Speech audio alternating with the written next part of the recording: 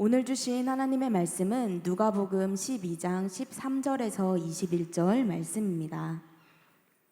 누가복음 12장 13절에서 21절 말씀입니다. 신약 성경 115면에 있습니다. 누가복음 12장 13절에서 21절 말씀 한 절씩 교독하시고 마지막 절은 함께 읽겠습니다. 무리 중에 한 사람이 이르되 선생님 내 형을 명하여 유산을 나와 나누게 하소서 하니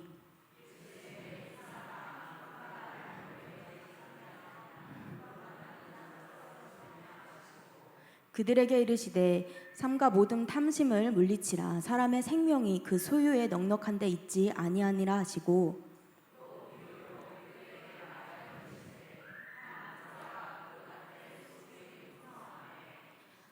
심중에 생각하여 이르되 내가 곡식 쌓아둘 곳이 없으니 어찌할까 하고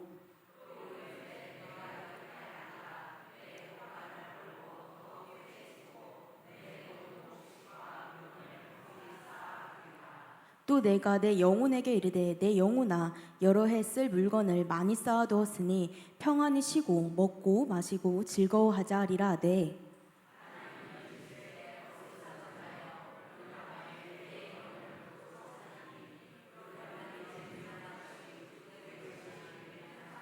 함께 읽겠습니다. 자기를 위하여 재물을 쌓아두고 하나님께 대하여 부유하지 못한 자가 이와 같으니라.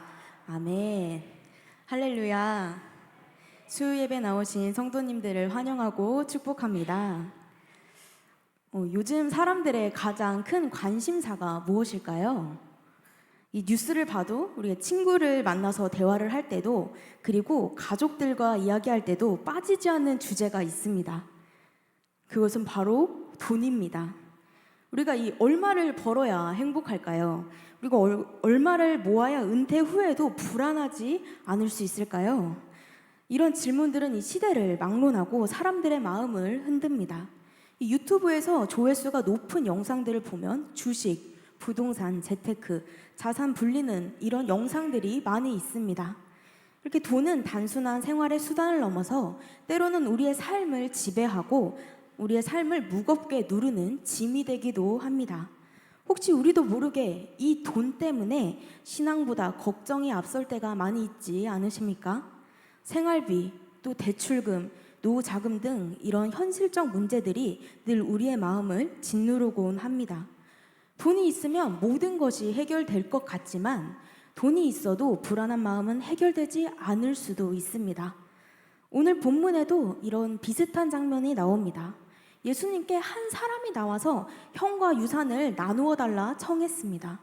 이 당시 랍비들은 이런 분쟁을 중재하곤 했기에 겉으로는 아주 자연스러운 요청이었습니다. 하지만 예수님은 그 청을 거절하며 말씀하셨습니다. 삼가 모든 탐심을 물리치라. 사람의 생명이 그 소유에 넉넉한 데 있지 아니하리라. 예수님은 단순히 이 재산 문제를 조정해 주시는 분이 아니십니다. 예수님은 이 눈앞의 분쟁보다 그 마음속 깊은 곳에 있는 탐심을 꿰뚫어 보셨습니다. 겉으로는 이 형과의 유산 다툼 같아 보였지만 실제로는 마음의 방향이 재물에 붙잡혀 있던 것입니다. 그래서 예수님은 한 가지 비유를 들려주셨습니다. 바로 우리가 잘 알고 있는 어리석은 부자 이야기입니다.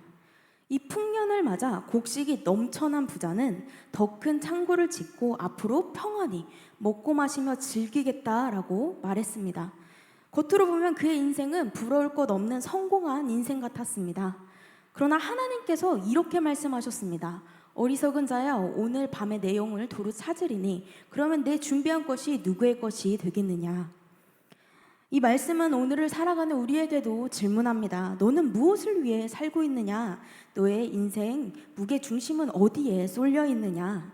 오늘 본문을 통해 어리석은 부자의 문제를 살펴보고 우리에게 주시는 영적 교훈을 함께 나누고자 합니다. 이 부자는 나만을 위한 삶을 살았습니다. 부자는 풍성한 소출을 얻었을 때 나라는 단어를 반복했습니다. 내 곡식, 내 곡간, 내 영혼아 평안히 쉬자. 문제는 이 재물이 많아진 것이 아니었습니다. 문제는 그의 시선에 있었습니다. 그는 하나님께서 주신 복을 바라보지 못했고 오직 자기 자신만을 위해 모든 것을 계산했습니다. 이 구약의 이스라엘 백성들은 소산의 첫 열매를 하나님께 드렸습니다. 11조와 첫 열매를 통해 이 모든 것이 하나님의 것입니다 라고 고백했습니다. 또한 밭에 가장자리를 남겨두어서 가난한 자와 나그네가 거둘 수 있도록 했고 이것 또한 율법에 명시되어 있었습니다. 풍년은 자기 창고를 채우라는 신호가 아니라 하나님을 기억하고 이웃과 나누라는 초대였습니다. 그러나 이 어리석은 부자는 단 한 번도 하나님께 라는 단어를 입에 담지 않았습니다. 오직 그의 언어와 생각 속에는 오직 자기 자신만이 있었습니다. 모든 것이 나의 성취, 나의 즐거움, 나의 계획에만 묶여 있었습니다. 성경은 이것을 탐심이라고 부릅니다. 골로새서 3장 5절은 탐심을 곧 우상 숭배다라고 단언합니다. 즉 하나님을 대신해 재물을 중심에 두고 자기 자신을 주인 삼는 삶이라는 뜻입니다.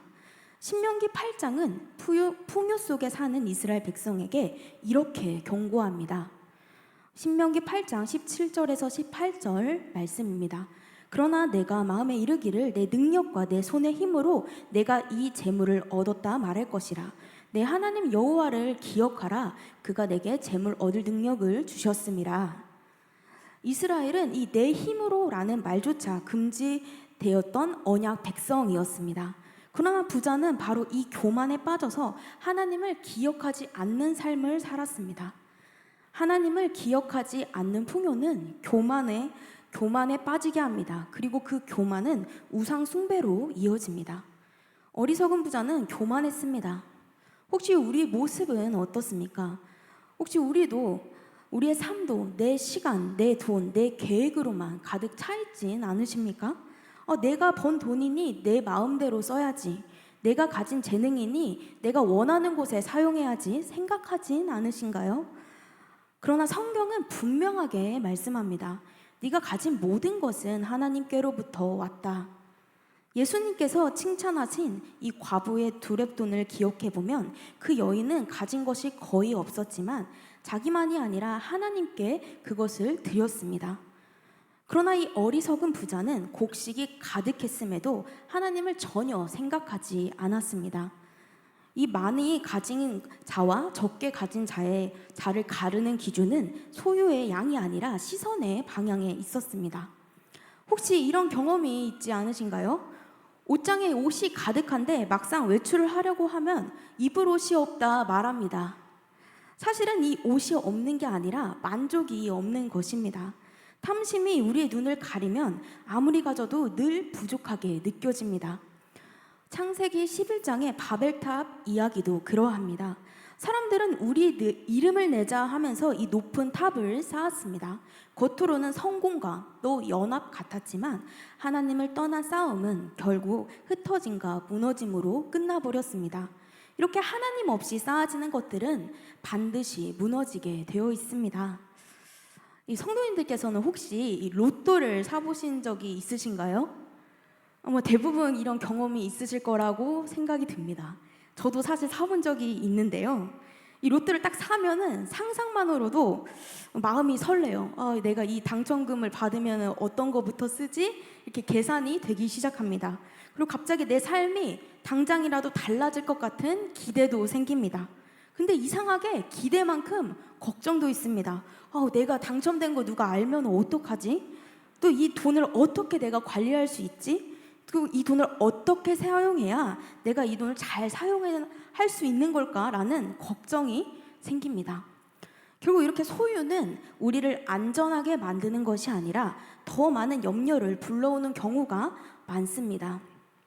실제로 이 로또 당첨자들 중에는 돈을 얻고 나서 가정이 무너지고 더 많은 빚을 안게 된 경우도 많이 있다고 합니다. 오히려 이 돈 때문에 삶이 더 복잡해지고 무너진 경우가 많았습니다. 존 웨슬리 목사님은 이런 말을 남겼습니다. 하나님을 위해 벌 수 있는 만큼 벌고 하나님을 위해 저축할 수 있는 만큼 저축하고 하나님을 위해 나눌 수 있는 만큼 나눠라. 그는 실제로 젊었을 때는 가난했습니다. 그래서 그가 가진 28파운드 중에서 2파운드를 나눴지만 나중에 수입이 수백 파운드로 늘어나도 생활비는 늘리지 않았다고 합니다. 늘 필요한 만큼만 쓰고 나머지는 거의 모두 하나님 나라를 위해 흘려보냈습니다. 이것이 바로 하나님께 부요한 삶입니다. 어떤 CEO가 은퇴를 하고 한 인터뷰에서 무엇이 가장 아쉽냐는 질문에 이렇게 대답했습니다. 많은 돈은 벌었지만 그것으로 내가 누군가를 깊이 행복하게 해준 적이 없다. 이것이 바로 자기만을 위한 삶의 허무함입니다. 돈은 많았지만 사랑을 주지 못했고 또 은혜의 흔적을 남기지 못했습니다. 사랑하는 성도 여러분, 혹시 우리의 인생의 창고에도 내 것, 내 계획만 가득 차 있진 않으십니까? 주님은 오늘 우리에게 묻고 계십니다. 너의 소유와 너의 삶의 주인은 누구냐? 너는 누구를 위해 살고 있니? 나만을 위한 삶의 끝은 허무입니다. 하지만 하나님께 드린 삶은 영원의 열매로 이어집니다. 우리의 소유와 우리의 재능과 시간을 주님께 내려놓을 때 하나님은 그것을 사용하여 하나님 나라와 이웃 사랑의 도구로 삼으실 줄 믿습니다. 그때 비로소 우리의 인생 창고는 내 것으로 채워진 헛된 곳간이 아니라 하나님 나라의 곳간이 될 줄 믿습니다. 이 부자의 삶은 하나님을 외면한 삶이었습니다. 부자의 삶에는 하나님이 없었습니다. 하나님은 그를 어리석은 자여라고 부르셨습니다. 여기서 사용된 헬라어 앞으로는 분별 없는 자, 생각이 짧은 자라는 뜻을 담고 있습니다. 그는 세상적으로는 지혜로워 보였습니다. 하지만 하나님 눈 앞에는 가장 분별력 없는 사람으로 여겨졌습니다. 그는 열심히 계획했습니다. 더 큰 창고를 지었고 더 많은 곡식을 쌓아두고 장래를 대비했습니다. 그러나 그는 단 한 가지 생각하지 못한 것이 있었습니다. 그게 뭘까요? 바로 죽음이었습니다. 예수님은 말씀하셨습니다. 오늘 밤 내 영혼을 도로 찾으리니. 이 말씀은 인간의 생명이 철저히 하나님의 손 안에 있다는 사실입니다. 우리는 내일을 계획할 수는 있지만 생명의 주권은 하나님께 속해 있습니다. 야고보서 4장 13절에서 14절 말씀은 이렇게 말합니다. 오늘이나 들으라. 너희 중에 말하기를 오늘이나 내일이나 우리가 어떤 도시에 가서 거기서 1년을 머물며 장사하여 이익을 보리라 하는 자들아, 내일을 너희가 알지 못하는도다. 너희 생명이 무엇이냐? 너희는 잠깐 보이다가 없어지는 안개니라. 부자는 바로 이 진리를 망각한 채 살았습니다. 당시 유대 사회에서는 이 많은 재물은 하나님의 축복으로 여겨졌습니다. 그러나 예수님은 그것이 오히려 사람을 미혹하여 하나님을 잊게 만들 수 있다고 경고하셨습니다. 재물은 본래 하나님의 선물이지만 하나님을 배제하는 순간 그것은 사람을 망하게 하는 함정이 됩니다. 시편 14편 1절은 이렇게 이야기합니다. 어리석은 자는 그의 마음에 이르기를 하나님이 없다 하는도다. 부자는 입술로 하나님이 없다라고 말하진 않았습니다. 그러나 삶 속에서 철저히 하나님을 배제했던 사람이었습니다. 오늘날에도 마찬가지입니다. 사람들은 건강관리, 노후준비, 자산관리 등 미래 준비에는 최선을 다합니다. 그러나 하나님 앞에 설 준비에는 무관심합니다. 세상에서는 그런 사람을 보고 계획이 철저한 사람이라 칭찬할 수는 있지만 하나님이 보시기에는 영혼을 잊은 가장 어리석은 사람으로 보일 뿐입니다. 혹시 메멘토 모리라는 뜻을 아십니까? 바로 죽음을 기억하라는 뜻입니다. 고대 로마 장군이 개선식에서 승리의 행진을 할 때 한 노예가 그의 뒤에서 이렇게 외쳤다고 합니다.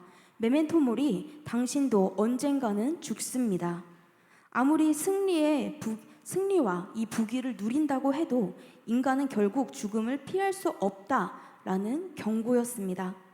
그러나 어리석은 부자는 이 진리를 외면한 채 살아갔습니다. 우리도 이 장례식장에 가면 이런 말을 주고받곤 합니다. 아무리 많이 가져도 결국 빈손으로 간다.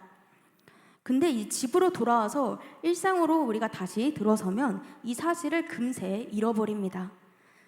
죽음 앞에서는 모든 것이 허무하다고 고백하면서도 삶에서는 여전히 세상의 것들을 붙잡고 사는 것이 우리의 모습입니다. 그는 죽음을 기억하지 못한 채 영혼을 준비하지 못한 인생을 살았습니다. 죽음을 기억하지 못하면 하나님을 의식하지 못하고 영혼을 준비하지 못하는 삶이 됩니다. 일본 사회를 보면 평생 검소하게 아끼면서 모으기만 하다가 정작 자신은 제대로 쓰지 못하는 경우가 많습니다. 자기는 쓰지 못하고 그냥 죽어버리는 겁니다. 한 통계에 따르면 일본의 고령자들이 남기고 간 평균 자산이 수억 원에 달한다고 합니다. 그러나 본인은 그 돈을 써보지도 못한 채 허무하게 죽음을 맞이합니다. 돈만 남기고 떠나는 그들의 삶은 준비가 철저해 보이지만 본질이 빠져 있습니다. 마치 이 여행 준비는 철저히 했는데 가장 중요한 이 여권을 빠뜨린 것과 같습니다. 우리가 이 해외여행을 열심히 준비할 때 숙소랑 일정은 꼼꼼히 체크했는데 가장 중요한 여권을 챙기지 않고 공항에 간다면 결국 그곳에서 발이 묶여버리고 맙니다. 여권이 없으면 그 모든 계획이 무용지물이 됩니다. 우리의 인생도 그렇습니다. 세상에서 직장, 건강, 재산, 미래를 준비하며 철저히 살아가지만 정작 영혼으로 들어갈 여건을 준비하지 않는다면 마지막 순간 모든 것이 허사가 되어버립니다. 이 죽음을 준비하지 않는 삶은 아무리 내가 열심히 산 것 같아도 마지막 순간 하나님 앞에서 공허함만 남게 됩니다. 이 애플의 창업자 스티브 잡스는 세상적으로 부와 명예를 다 가진 인물이었습니다. 그러나 그는 이 죽음을 앞두고 이런 취지의 고백을 남겼습니다. 돈으로는 죽음을 막을 수 없고 사랑과 관계만이 인생을 끝까지 지탱해준다. 세상 사람들이 부러워하던 성공도 결국 이 죽음 앞에서는 아무 힘이 없었습니다. 하나님 없는 성공은 결국 허무로 끝난다는 것을 보여줍니다. 사랑하는 성도 여러분, 우리도 예수님을 믿으면서 마음 한구석에 죽음의 끝이지라는 세상적 생각이 자리 잡고 있지는 않으십니까? 그러나 성경은 말합니다. 삶과 죽음 그리고 그 너머 영혼을 다스리는 분은 하나님이시다. 이 죽음을 외면한 삶은 하나님이 없는 삶이고 결국 어리석은 삶일 뿐입니다. 오늘 우리는 이 질문 앞에 서야 합니다. 나는 무엇을 위해 살아가고 있는가? 나는 영혼을 준비하며 하나님 앞에 설 준비가 되어 있는가? 이 죽음을 기억하는 것은 두려움이 아니라 삶의 지혜입니다. 죽음을 기억할 때 비로소 오늘이 이 선물처럼 다가옵니다. 죽음을 기억할 때 오늘이 은혜의 기회임을 우리는 깨달을 수 있습니다. 그때 비로소 우리는 더 신실하게, 더 사랑하며 하나님을 의식하며 살게 됩니다. 이것이 참된 지혜고 영혼을 준비하는 삶입니다. 이 부자는 영혼을 준비하지 못한 삶을 살았습니다. 예수님은 그의 어리석음을 이렇게 정리하십니다.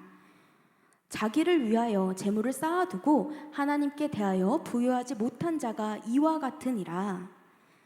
여기서 이 하나님께 부유하다라는 것은 단순히 재물을 하나님께 더 많이 드린다는 의미가 아닙니다. 하나님을 아는 지식이 풍성하고 믿음이 자라며 하나님 나라를 위한 헌신이 넘치는 상태를 의미합니다. 다시 말해서 이 영혼을 준비하는 삶은 하나님과의 관계에 우선순위를 두는 삶입니다. 오늘 우리는 눈앞의 성공을 위해서는 철저히 준비하지만 정작 영혼은 준비하지 못하는 경우가 많습니다. 입시를 위해 몇 년을 투자합니다. 취업을 위해 밤을 지새우고 노후를 위해 이 재정을 철저하게 관리합니다. 그러나 하나님 앞에 설 준비를 단 하루도 하지 않는다면 그것이야말로 가장 어리석은 삶이 아니겠습니까? 재물은 본래 악한 것이 아닙니다. 성경은 재물을 하나님이 주신 선물이다 라고 말합니다. 그러나 우리가 그것을 어떻게 사용하느냐가 가장 중요합니다. 하나님을 떠나 이것을 자기만을 위해 쌓고 사용한다면 그것은 어리석은 물거품으로 사라지게 됩니다. 반대로 하나님 나라와 이웃을 위해 흘려보낸다면 그것은 영혼을 준비하는 지혜가 되어줍니다. 예수님은 산상수훈에서 이렇게 말씀하셨습니다. 너희를 위하여 보물을 땅에 쌓아두지 말라. 거기는 좀과 동록이 해하며 도둑이 구멍을 뚫고 도둑질 하느니라. 오직 너희를 위하여 보물을 하늘에 쌓아두라. 거기는 좀이나 동록이 해하지 못하며 도둑이 구멍을 뚫지도 못하고 도둑질도 못하느니라. 땅의 보물은 언제든 사라질 수 있지만 하늘의 보물은 영원히 남습니다. 이 은행에 넣어둔 돈은 가치가 떨어질 수 있고 주식과 부동산은 하루아침에 무너질 수도 있습니다. 그러나 하나님 나라에 우리가 드린 것은 결코 사라지지 않습니다. 이것은 영원히 남는 하늘의 이자입니다. 하나님은 우리의 헌신과 눈물, 사랑과 수고를 잊지 않으시고 반드시 갚아 주십니다. 주님은 우리가 어디에 보물을 두는지, 우리의 마음이 어디를 향하는지 늘 살펴보고 계십니다. 사도 바울은 디모데전서 6장에서 이렇게 권면합니다. 부한 자들을 멍하여 정함이 없는 재물에 소망을 두지 말고 선을 행하고 나누어 주기를 좋아하며 너그러운 자가 되게 하라. 이것이 장래에 자기를 위하여 좋은 터를 쌓아 참된 생명을 취하는 것이니라. 이것은 잠깐인 재물에 집착하는 대신 영원한 생명을 바라보라는 초대입니다. 성경 속에는 이 하나님께 부유한 사람들의 모습이 기록되어 있습니다. 사도 바울은 세상의 명예와 업적을 모두 배설물로 여기며 오직 그리스도를 아는 지식이 가장 고상하다라고 고백했습니다. 또한 작은 두렙돈을 들인 과부는 세상 사람들 눈에는 보잘것없어 보였지만 하나님이 보시기에는 가장 부요했던 예배자였습니다. 그리고 아브라함은 땅에서는 장막을 치며 나그네처럼 살았으나 하나님이 지으실 성을 바라보며 영원을 준비했습니다. 히브리서 11장은 이들을 가리켜 세상이 감당하지 못하는 사람들이라 말합니다. 노아는 눈앞에 비가 내리지 않아도 하나님의 말씀을 따라 방주를 지었습니다. 그 시대 사람들은 먹고 마시고 또 시집가고 장가가는 일에는 몰두했지만 방주에는 관심을 두지 않았습니다. 그러나 노아는 보이지 않는 미래를 준비했고 그가 만든 방주는 결국 구원의 방주가 되었습니다. 또 모세는 애굽의 부귀를 거절하고 그리스도를 위해 받는 수모를 더 큰 재물로 여겼습니다. 이 초대교회 성도들도 로마 황제의 박해 앞에서 주님은 나의 왕이다 라고 고백하며 목숨을 내놓았습니다. 땅에서는 그들이 실패한 사람들처럼 보였으나 하나님 앞에서는 영원한 승리를 얻은 자들이었습니다. 마찬가지로 오늘 우리의 믿음의 선택이 우리의 영혼을 결정짓습니다. 사람이 죽음을 맞이할 때 그 사람을 결정짓는 것은 그가 얼마나 가졌었는가 이게 아니라 어떻게 살았는가입니다. 사랑과 섬김의 흔적, 믿음을 남긴 발자취가 영원히 기록됩니다. 우리가 이 같은 일을 해도 사람의 인정이 아니라 하나님께 하듯 한다면 그것은 하나님의 영광을 드러내고 곧 영혼을 준비하는 일이 되어줍니다. 우리가 이 아이를 양육할 때 영어와 수학만 강조하고 성경과 기도를 가르치지 않는다면 우리는 이 자녀에게 영혼을 준비할 기회를 빼앗는 부모가 될 수도 있습니다. 교회 봉사 역시 마찬가지입니다. 사람들의 인정이 아니라 하나님께 드려지는 마음으로 헌신한다면 그 헌신은 하늘 창고에 쌓이는 영원한 열매가 됩니다. 그렇게 직장에서 단순히 우리가 월급만 생각하는 것이 아니라 하나님께 드리는 섬김의 자리로 여기고 가정에서 자녀를 세상의 성공만 위해 키우는 것이 아니라 믿음의 사람으로 자랄 수 있도록 양육해야 합니다. 교회에서의 섬김이 사람의 인정을 위한 것이 아니라 하나님께 드려지는 믿음의 행위가 되어야 합니다.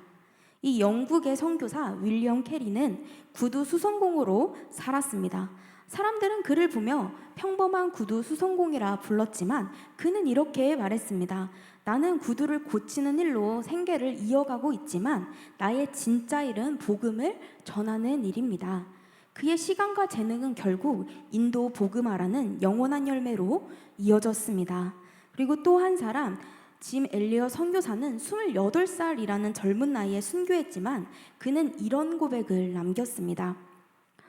영원한 것을 얻기 위해 영원하지 않는 것을 버리는 사람은 결코 어리석지 않다. 바보가 아니다. 세상 눈에는 그의 삶은 짧았지만 하나님 앞에서는 영원을 준비한 지혜로운 인생이었습니다. 사랑하는 성도 여러분, 하나님께 대하여 부유한 사람은 지금의 삶을 영원한 시각으로 바라봅니다. 주어진 재물은 이 이웃을 섬기는 도구로, 시간은 기도로, 재능은 하나님께 드리는 제물로 삼습니다. 그렇게 할 때 우리의 삶은 이 땅의 창고가 아니라 하늘의 창고에 채워집니다. 오늘이 바로 이 영혼을 준비할 기회입니다. 우리의 삶을 하나님께 부유하게 드림으로 영혼을 바라보는 지혜로운 인생이 되길 축복합니다. 오늘 우리는 이 어리석은 부자의 이야기를 통해 세 가지 삶을 살펴보았습니다. 첫째는 나만을 위한 삶입니다. 이 삶은 결국 허무로 끝나게 됩니다. 내 것을 붙잡고 살아가지만 죽음 앞에 그것은 아무 의미가 없어집니다. 두 번째는 하나님이 없는 삶입니다. 이 삶은 겉으로 화려해 보일 순 있으나 생명의 주권자이신 하나님을 배제한 삶은 죽음 앞에 무너지고 맙니다. 이것이야말로 가장 어리석은 삶입니다. 셋째는 이 영혼을 바라보는 삶입니다. 이 삶은 하나님께 부유한 삶입니다. 하늘 창고에 보물을 쌓는 삶이며 하나님 나라의 열매를 남기는 삶입니다. 우리의 인생은 이 세상에서 얼마나 모았는가, 얼마나 높이 쌓았는가로 평가되지 않습니다. 사도 바울은 고린도후서 4장 18절에서 이렇게 말합니다. 우리가 주목하는 것은 보이는 것이 아니요 보이지 않는 것이니 보이는 것은 잠깐이요 보이지 않는 것은 영원함이라. 이 세상은 잠깐입니다. 그러나 하나님 나라는 영원합니다. 그렇게 우리의 눈이 잠깐에 머무르지 않고 영원을 향해 있길 소망합니다. 오늘 우리의 삶이 말씀과 기도로 하나님께 부유한 삶이 되길 원합니다. 그럴 때 우리의 재물도, 우리의 재능도, 우리의 시간도 하나님 나라의 도구가 될 것입니다. 한 신학자는 이렇게 말했습니다. 인생은 은행에 저축하는 것과 같다. 땅에 쌓으면 결국 사라지지만 하늘에 쌓으면 영원히 남는다. 오늘 우리가 드린 이 작은 기도, 작은 헌신, 작은 나눔이 하늘 창고에 쌓여서 영원한 상급이 되어줍니다. 만약 오늘 밤 하나님께서 우리를 부르신다면 어리석은 자여가 아니라 착하고 충성된 종아라는 음성을 듣는 삶을 살아야 하지 않겠습니까? 영원한 삶을 바라보며 이 하나님께 부유한 삶을 준비하는 지혜로운 우리가 되길 주님의 이름으로 축복합니다.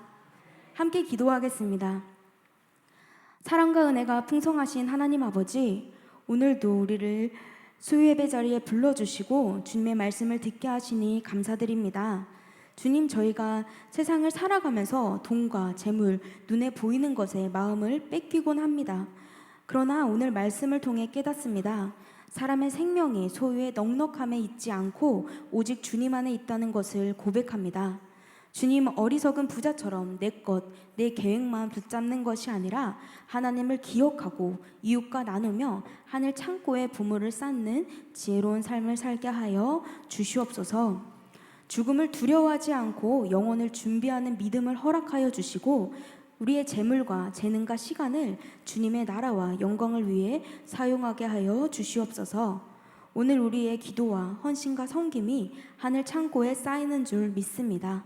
그래서 마지막 날 주님 앞에 설 때 착하고 충성된 종아라는 칭찬을 듣는 우리가 되게 하여 주시옵소서. 우리의 소망 되시는 예수님의 이름으로 기도드립니다. 아멘.